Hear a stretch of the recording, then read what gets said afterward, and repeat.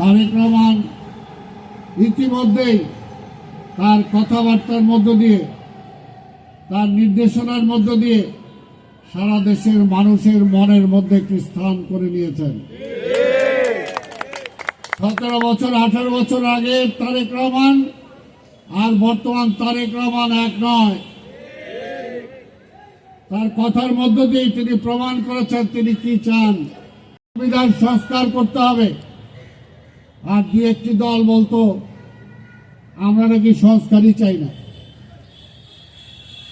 অথচ আমরাই চাই। তারেক রহমান 31 দফা দিয়েছেন। যদি ডক্টর ইউনূস 31 দফাটাকে পড়ে দেখতেন তাহলে তিনি বুঝতেন 31 দফার মধ্যেই আজকে সকল কিছু নিহিত আছে, যেগুলো করলে বাংলাদেশকে আমরা সামনের দিকে এগিয়ে নিয়ে যেতে পারবো। তাই ভাইর আমার, আজকে আমাদের সেই নেতা তারেক রহমান আগামী পরশু আমাদের মাঝে আসছেন। তার আশা নিয়ে অনেক ষড়যন্ত্র হয়েছে। যেমনিভাবে শহীদ রাষ্ট্রপতি জিয়া রহমানকে হত্যা করা হয়েছে, বেগম খালেদা জিয়াকে হত্যা করার চেষ্টা করা হয়েছে, ঠিক তেমনিভাবে তারেক রহমানকেও হত্যা করার চেষ্টা করা হয়েছে।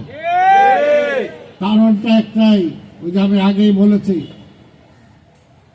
তারা চায় না এই দেশের জাতীয়তাবাদী শক্তির কোন নেতা জীবিত থাকুক, নেতৃত্ব দেখ, তারা সেটা চায় না।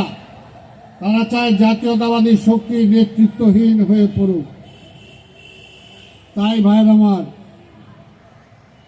তারেক রহমানকে মেরে ফেলার ষড়যন্ত্র করা হয়েছে। সেই নেতা আজকে দেশে ফিরে আসছেন।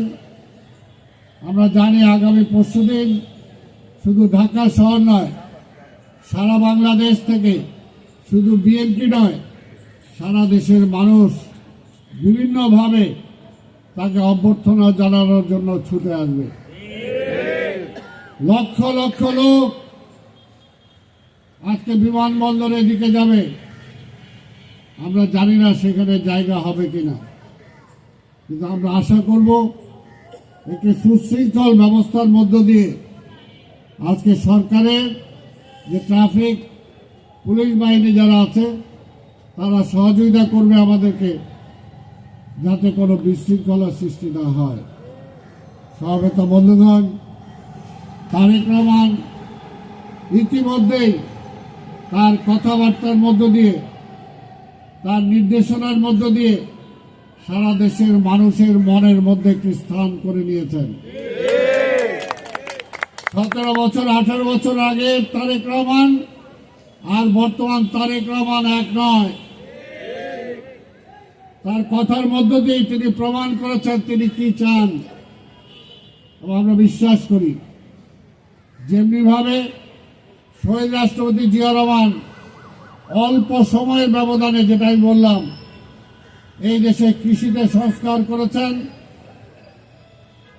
এই দেশের শিল্পে সংস্কার করেছেন, শিক্ষা ব্যবস্থায় সংস্কার করেছেন, বৈদেশিক ব্যবস্থায় সংস্কার করেছেন, ঠিক তেমনিভাবে আমাদের নেতা তারেক রহমানও আজকে প্রত্যেকটা বিষয়ে তিনি সংস্কার করবেন। তিনি ইতিমধ্যেই চিন্তা করেছেন এই সাধারণ মানুষদেরকে কিভাবে বাঁচানো যায়, সাধারণ কৃষক শ্রমিককে কিভাবে বাঁচানো যায়, তার জন্য তিনি চিন্তা করেছেন চাল, ডাল, তেল, লবণ, নিত্য প্রয়োজনীয় দ্রব্য আজকে সাধারণ মানুষের মাঝে রেশনিং এর মাধ্যমে পৌঁছানো যায়, সেটার জন্য তিনি কার্ডের ব্যবস্থা চিন্তা করেছেন। সমবেত বন্ধুগণ, তাই বলতে চাই, আজকে সমাজের প্রতিটা ক্ষেত্রেই এই দেশে শুধু স্লোগান দিলেই, বক্তব্য দিলেই হবে না, মানুষকে পরিবর্তন করার জন্য দিক নির্দেশনা লাগবে। সেই দিক নির্দেশনা তারেক রহমান ইতিমধ্যেই দিয়েছেন এবং তিনি বসে চিন্তা করেছেন কিভাবে সেই সমস্যাগুলোর সমাধান দেয়া যায়, কিভাবে জাতিকে ঐক্যবদ্ধ করা যায় এবং আমরা বিশ্বাস করি আগামী নির্বাচনে এই দেশের মানুষ বিএনপিকে যদি রাষ্ট্র ক্ষমতায় পাঠায় তাহলে অবশ্যই বিএনপি আজকে সাধারণ মানুষের জন্য, আজকে কৃষক, শ্রমিক, বুদ্ধিজীবী, ছাত্র সবার জন্য তিনি চিন্তা করেছেন এবং 31 দফার মধ্যে তিনি দিয়েছেন। 31 দফার মধ্যেই আজকে সেগুলো নিহিত আছে, দেশের জন্য কি কি করলে মানুষ উপকৃত হবে।